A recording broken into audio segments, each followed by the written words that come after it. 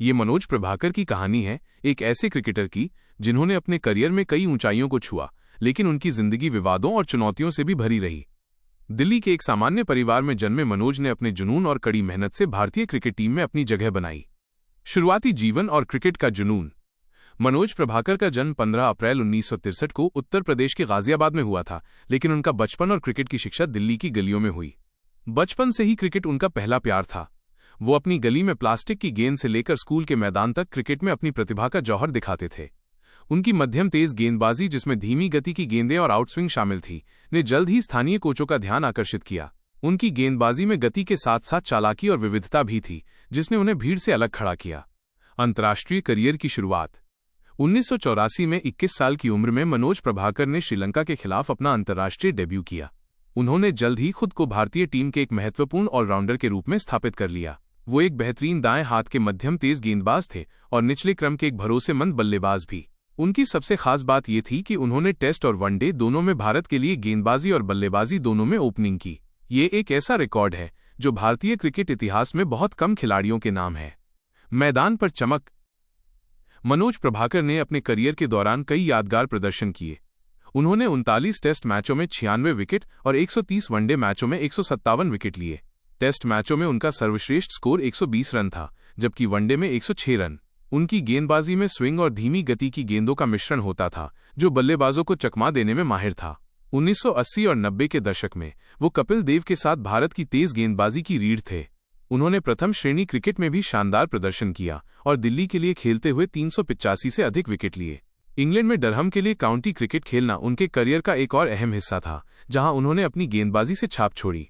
विवादों और चुनौतियों का दौर। जहां एक तरफ मनोज प्रभाकर का करियर सफलता से चमक रहा था, वहीं दूसरी तरफ उनके जीवन में विवादों का साया भी मंडरा रहा था। 1996 में अंतर्राष्ट्रीय क्रिकेट से संन्यास लेने के बाद वो एक स्टिंग ऑपरेशन में शामिल हुए, जिसमें उन्होंने भारतीय क्रिकेट में मैच फिक्सिंग के गंभीर आरोप लगाए। इस घटना ने पूरे क्रिकेट जगत में हलचल मचा दी। इसके परिणाम स्वरूप बीसीसीआई ने उन पर 5 साल का प्रतिबंध लगा दिया। ये उनके लिए एक मुश्किल और निराशाजनक समय था। हालांकि ये प्रतिबंध 2006 में हटा लिया गया, लेकिन तब तक उनकी छवि को काफी नुकसान हो चुका था।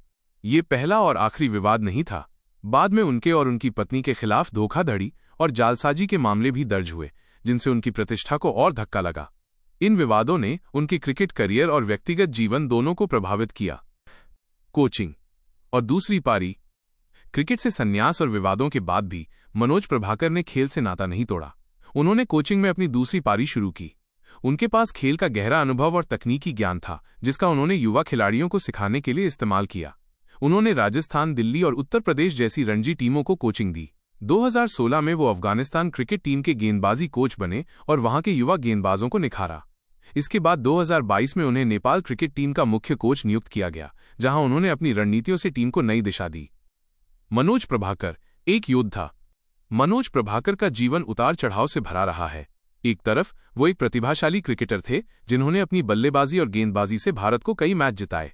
दूसरी तरफ वो विवादों में घिरे रहे, जिसने उनके नाम को प्रभावित किया। लेकिन इन सब के बावजूद उन्होंने हार नहीं मानी। उन्होंने राजनीति में भी हाथ आजमाया, हालांकि उन्हें सफलता नहीं मिली।